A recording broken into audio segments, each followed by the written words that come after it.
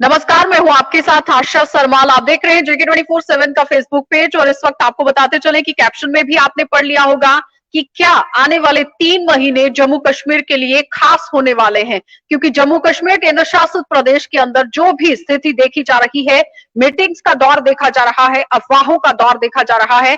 अब जानना यह है, देखना यह है कि क्या आने वाले 3 महीने किस तरह से खास जम्मू कश्मीर के लिए रहने वाले हैं। सनम एजाज हमारे सहयोगी हमारे साथ जुड़े हुए हैं। सनम, किस तरह से 3 महीने आने वाले समय में हमारे लिए खास रहने वाले हैं? देखिए, बिल्कुल आशा, बहुत ही इंपॉर्टेंट है अगले 3 महीने। और जो हमारे पॉलिटिकल एक्सपर्ट्स हैं, जो जानकार हैं, जो दिल्ली से लेके कश्मीर तक की सिचुएशन पे नजर रखे हुए, उनका यही मानना है कि आने वाले 3 महीनों के दौरान बहुत कुछ बदल भी सकता है। और जम्मू कश्मीर में जो कुछ भी अभी तक सरकार का प्रोग्राम था या प्रोग्राम चल रहा है, उसमें बड़ा कुछ बदलाव भी देखने को मिल रहा है।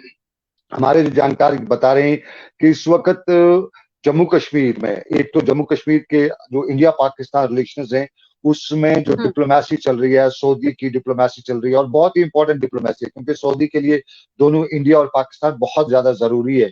और एक तो ये है कि पाकिस्तान के साथ उसके बरादराना ताल्लुकात हैं, और इंडिया में उसके एक अच्छा खासा इन्वेस्टमेंट है, और इंडिया की अच्छी खासी इन्वेस्टमेंट तो सऊदीया में है। तो ये सारे जो रिलेशंस हैं, ये सऊदीया के लिए बहुत इंपॉर्टेंट है, और दोनों देशों को, हिंदुस्तान और पाकिस्तान दोनों को चाहता है कि वो आपसी मतभेद छोड़ के किसी न किसी नतीजे पे पहुंचे।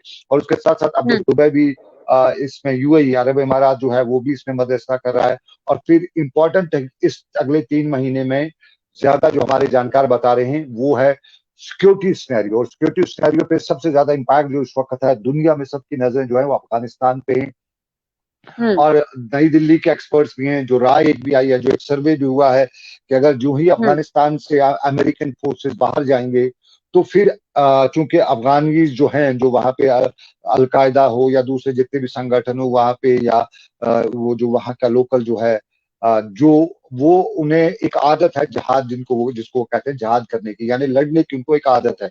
तो वो जैसे अमेरिकन फोर्सेस जाएंगे, तो उसके बाद उन्हें लड़ने के लिए कौन सी जगह मिलेगी, तो वो ढूंढते रहेंगे लड़ने के लिए। तो वो साफ जाहिर है उनके पास नजदीक में बॉर्डर्स इंडिया के मिलते हैं, तो कहीं न कहीं एक तो मजहब का जो एक जुनून है वो भी इस्तेमाल, पटल पर कुछ ना कुछ बदलाव जो है वो देखने को मिल सकता है। लेकिन सनम, अगर पाकिस्तान की बात की जाए तो पाकिस्तान पर भरोसा नहीं किया जा सकता है, क्योंकि ये कोई पहला मौका नहीं है जब पाकिस्तान ने पलटवार करने की कोशिश की गई हो। कश्मीर को मुद्दा बनाने की कोशिश अंतर्राष्ट्रीय स्तर पर हमेशा से पाकिस्तान करता आया है, इसमें कोई दोराहे नहीं है। लेकिन आने वाले समय में किस तरह से स्थिति जो है वो निपटती हुई देखी जाएगी?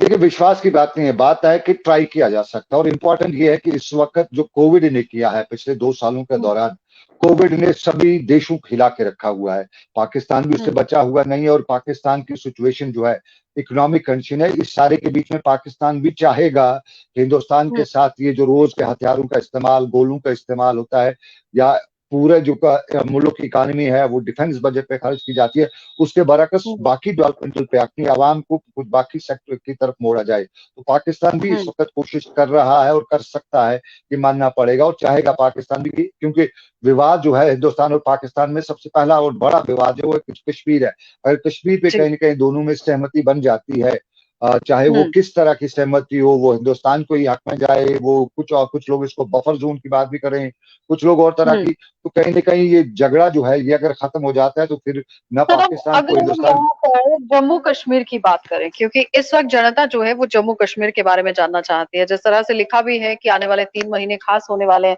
क्या लगता है कि जिस तरह बैठकों का दौर किया जा रहा है, श्रीनगर के अंदर बैठकें हो रही हैं, दिल्ली के अंदर बैठकें हो रही हैं, लेकिन बोला कुछ नहीं जा रहा है और कुछ ना कुछ बड़ा होने वाला है, इस तरह से जो बातें हैं, बयान हैं, वो सामने रखे जा रहे हैं। आशा, देखिए, कल हमें आशा की किरण साफ नजर आई है। ये श्रीनगर में गुफ्तार अल-अहनस की 7 महीने के बाद की मीटिंग, और 7 महीने बाद की मीटिंग में इसके कई कॉन्सिक्वेंसेस हमें देखने पड़ेंगे।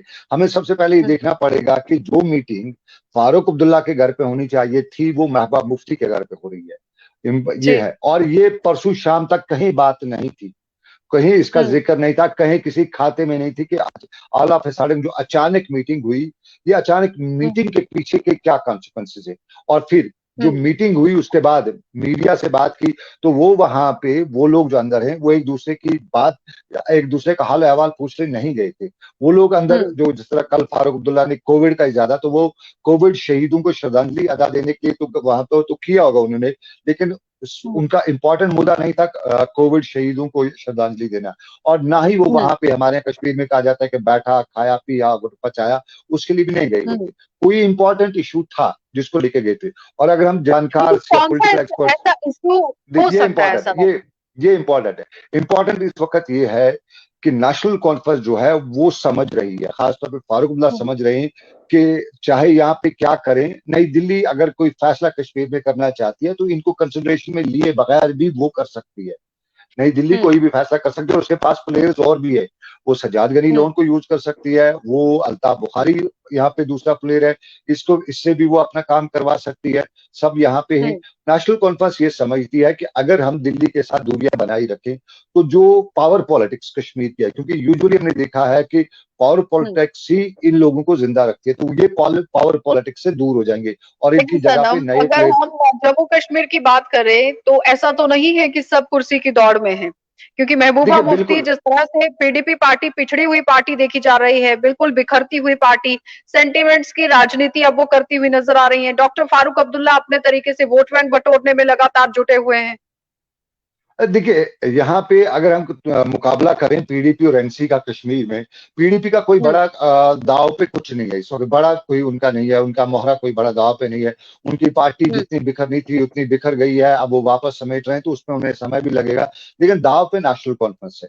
नेशनल कॉन्फ्रेंस की एक हिस्ट्री है, ये पावर पॉलिटिक्स में रही है, और नेशनल कॉन्फ्रेंस इस वक्त नहीं चाहेगी कि उन्हें पावर पॉलिटिक्स से दूर रखे, उनकी जगह पे किसी और को, क्योंकि एक वक्त ये था कि सिर्फ अकेली नेशनल कॉन्फ्रेंस यहाँ की पार्टी, यहाँ की पावर पॉलिटिक्स की जिम्मेदार और हिस्सेदार हुआ करती थी। लेकिन वक्त बदलता गया, उनके मुकाबले में पीडीपी खड़ा हो गई, और फिर अब और तब नेशनल कॉन्फ्रेंस का आरोप था कि पीडीपी को दिल्ली ने खड़ा किया है, ये बीजेपी की बी टीम है। और फिर अब की डेट में दिल्ली के पास यहाँ अल्ताफ बुखारी भी है, सजाद गनी लोन भी है। तो ये चीजें, अगर पावर पॉलिटिक्स का कोई खेल शुरू होता है तो ये चीजें वो इनके साथ भी शुरू कर सकती है, यानी पावर से नेशनल कॉन्फ्रेंस को अलग रख सकती है। जिस तो तरह ये से पहले ही अटकलें ये लगाई जा रही थी, सूत्रों के हवाले से भी खबरें ये थी कि नेशनल कॉन्फ्रेंस जो है वो बीजेपी के साथ जा सकती है और कोलिशन गवर्नमेंट जो है वो जम्मू कश्मीर के अंदर बन सकती है। क्या लगता है कि उसी तरह से पैच बनाने की कोशिश डॉक्टर फारूक अब्दुल्ला की तरफ से की जा रही है?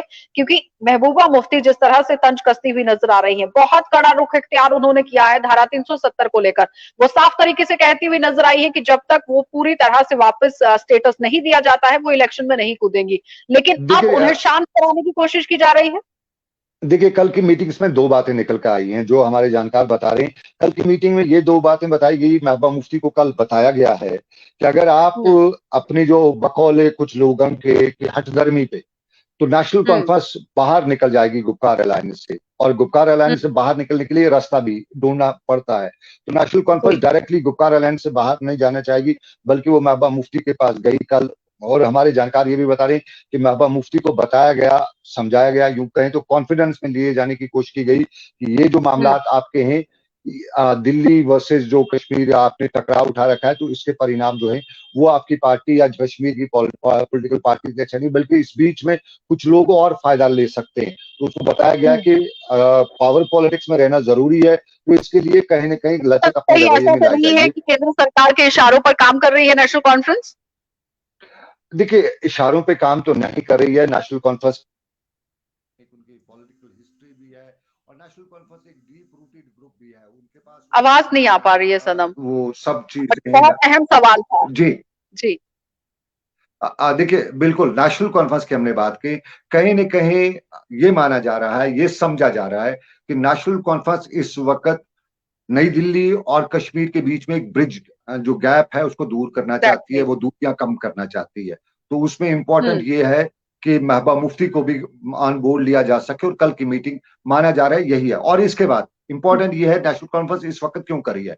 हमारे जो जानकार हैं दिल्ली में, कुछ लोगों से हमारी बात हो रही है, उनका यही मानना है कि अगले 2-3 महीने में दिल्ली कश्मीर में पॉलिटिकल स्ट्रक्चर जो है इसको और डेवलप करना चाहती है, और कुछ लोगों को ऑन बोर्ड लेना चाहती है। तो उसमें इस वक्त नेशनल कॉन्फ्रेंस चाहता है कि इस सारे माहौल में जब दिल्ली यहाँ पे कोई गेम ये जो पॉलिटिक्स शुरू कर रही है, तो उस पॉलिटिक्स में वो दूर नहीं रह सकते हैं, क्योंकि अगर वो दूर रहे पॉलिटिकल सिनेरियो से तो उसमें फायदा जो है वो दूसरे ले जाएंगे। तो इस वक्त कहीं न कहीं वो एक तरह से अपना जो क्योंकि ये पहला मौका हुआ है सनम जब डॉक्टर फारूक अब्दुल्ला ने बयानबाजी नहीं की है, क्योंकि हर बार यहाँ पर डॉक्टर फारूक अब्दुल्ला जो है वो अपनी बयानबाजी से सुर्खियां बटोरते हैं, लेकिन इस बार वो बिल्कुल खामोश हैं और आराम से पूरा काम करते जा रहे हैं।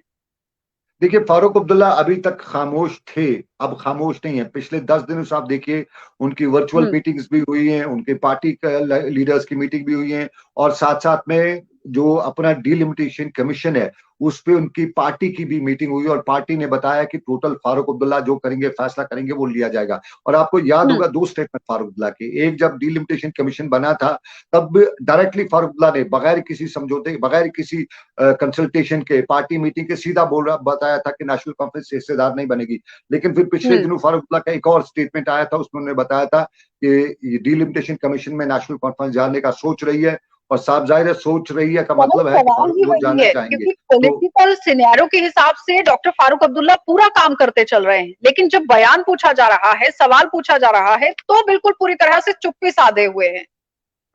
देखिए, इस वक्त वो उस तरह की पॉलिटिक्स कर रहे हैं जिस तरह से कि सांप भी मर जाए और लाठी भी ना टूटे, ये उस तरह की है। क्योंकि कश्मीर में 5 अगस्त के बाद, क्योंकि नेशनल कॉन्फ्रेंस का बेस जो है वो वोटर बेस है या पॉलिटिकल बेस है, वो कश्मीर है। तो 5 अगस्त के बाद यहाँ बहुत से दचका पॉलिटिकल सिनेरियो को लगा हुआ है। तो इस तो बीच बात हो में गई सनम डॉक्टर फारूक अब्दुल्ला और पीडीपी नेशनल कॉन्फ्रेंस को लेकर और क्या कुछ होने वाला है, लेकिन 3 महीने में क्या कुछ अहम देखा जाएगा जल्दी जल्दी से? 3 महीने में इंतखाबात की तैयारी हो सकती है, इंतखाबात के लिए तारीख हो सकती है, डिलिमिटेशन कमीशन भी होगा, इलेक्शन भी होगा, और कहीं न कहीं सेंटर स्टेट की जो बातचीत है वो भी होगा। और एक और बात जो हमारे सोर्सेज बता रहे हैं, 3 महीने के अंदर शायद स्टेटहुड और कुछ उसमें और चीजें भी है, वो जम्मू कश्मीर में रेस्टोर की जा सकती है। यानी कि जो शायद जिस बात तरह कही जा लद्दाख रही थी में कि मात्र अफवाह है, वो अफवाह नहीं है, सच साबित हो सकती है, कुछ ऐसा। शायद सच साबित हो सकती है, क्योंकि लद्दाख में जिस तरह से स्टेटहुड की बातें तो वहां नहीं हो रही है, लेकिन वहां जो डोमिसाइल राइट्स है, उस तरह के कुछ राइट्स जम्मू और कश्मीर को सरकारी मिल सकते नौकरियों हैं। को लेकर बात उठ गई है कि सिर्फ और सिर्फ केंद्र शासित प्रदेश के लोग ही वहां पर सरकारी नौकरियां ले सकते हैं, ये यानी इम्पोर्टेंट अब है, ये बहुत इंपॉर्टेंट है। अगले 3 महीने में जो कुछ भी यहाँ स्टेट दी जाती है या जो कुछ भी दिया जाता है, जो कुछ भी चेंज आती है, उसमें कुछ लाज में तरमीम हो सकती है। जानकार यही बता रहे हैं आशा। चलिए, बहुत बहुत धन्यवाद सनम बातचीत के लिए। तो फिलहाल आपने देखा कि सनम एजाज हमारे साथ जुड़े हुए थे, जो बता रहे हैं कि जिस तरह से अटकलें लगाई जा रही थी, अफवाहें उड़ाई जा रही थी, वो मात्र 3 महीनों में सच साबित हो सकती है, शायद सच साबित हो सकती है।